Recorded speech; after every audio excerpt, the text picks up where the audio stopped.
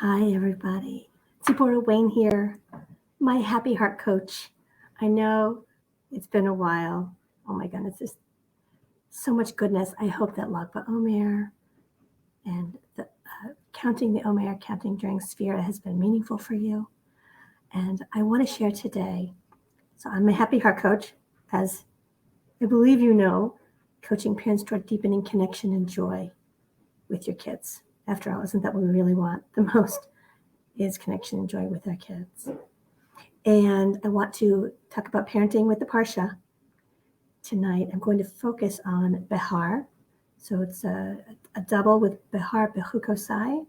And Behar is all about Shemitah.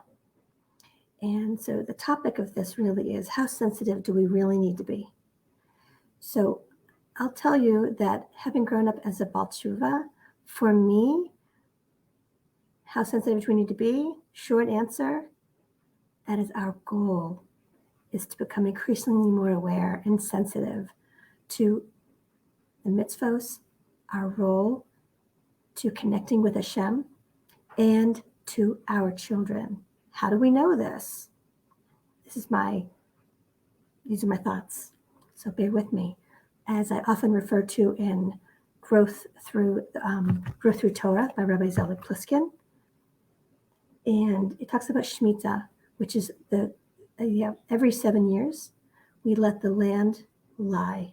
We leave it alone. And this was, again, one of the things that really made a difference for me. Like, it's impossible that man could have written the Torah. I grew up Reform. It's impossible man could have written the Torah. Who would have written that in? That don't farm your land for a year. Don't worry, you'll have everything you need. So we're sensitive to who's really in charge here. 6 days a week we're committed to work. And the seventh day we rest, to remind us, to increase our sensitivity to who's really in charge. Same thing with Shemitah. Who's really in charge?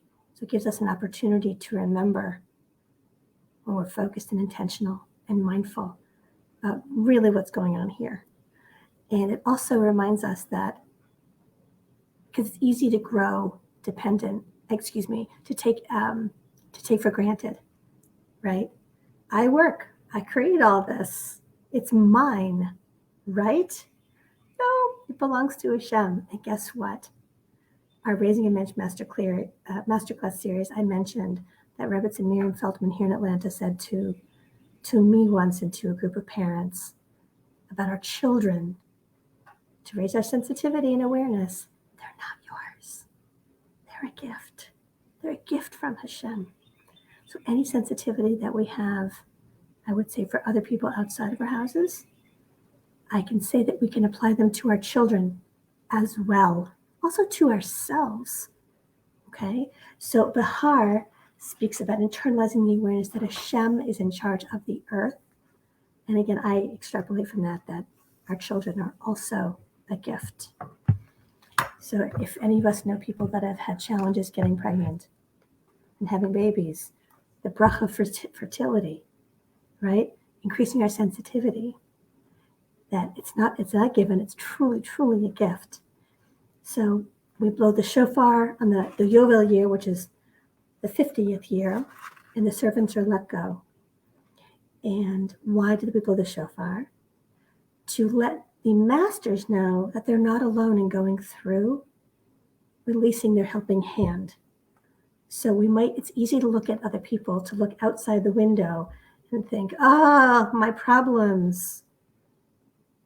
But we're also reminded that everyone has challenges. Everyone has their pekala. Everyone has their challenges in their bag, that they have their backpack, as I heard this past week, that we wouldn't change it if we had a choice to pick someone else's pekala or pick our own. We would go back to our own because we know it was hardwired for us from Hashem. In fact, we chose it. So, not everyone will have the same problems as you do. Everyone does have hardships and challenges. A reminder, again, to raise our sensitivity. How sensitive do we need to be? Sensitive. I grew up wearing t-shirts. Why below the elbow? It's a sensitivity. I just want to share. I remember as I was becoming observant that I would see people wearing skirts and I wasn't even there yet. But when I went to a shir, I'm not saying look how great I am. This is sharing how much my sensitivity was raised, that I would wear a skirt when I went to listen to a shir or a rabbi speak, because I want to be sensitive to you. So I want to get more into parenting. That here it says in Grow Through Torah, be very careful not to cause pain with your words. Utilize the power of our speech to build people up and not to tear them down. Kal v'chomer, all the more so with our children. In the Gearing Up for Greatness program that we're in right now, we're doing our 6-week program. It's exactly what we're talking about, how we can use our words to see what is good and to express what is good and build our children up from the inside out in a powerful yet authentic way. So that's at the heart of it all, as far as I'm concerned. And then one more thought, feel an inner respect for other people. So we're taught to not give, the master's not intended to give his servant work just unnecessarily. Why? Why not? This is my servant. I can tell him to do whatever I want him to do, right? Not so. A master who gives his servant work just to keep him busy is expressing a lack of respect for the dignity of the person who's working for him. People are created in the image of Hashem and have a spark of divinity in them. And so do our children, and so do we. I hear parents often be so hard on themselves, beat themselves up for making mistakes, which we all make as human beings, and also hard on our children for being children. So it's understandable. We were raised with how we were raised, and we are triggered automatically by certain things. However, are we able to remain grounded as much as possible and centered and curious for our children, to be sensitive to their needs, even though they are throwing a fit? And when we do, what a win. Hashem smiles, I believe. So it's all about the thoughts and attitudes that we have inside. It's not so outwardly alone they're feeling it. It's who we want to develop ourselves to be as parents. So I wanted to leave these thoughts with you, again, as we're counting up toward Shavuos and receiving our holy Torah, the greatest gift from Hashem, the instruction manual for our soul, how to live a kosher and proper life. And then we're all striving to be as sensitive as we can be in our hearts, in our homes, and out in the world, and in connecting to Hashem, remembering who really is in charge, and that our children are our gift. I wish you all the best. I wish you a beautiful Shabbos. And if you want to talk, let me know. Sign up for a connection call.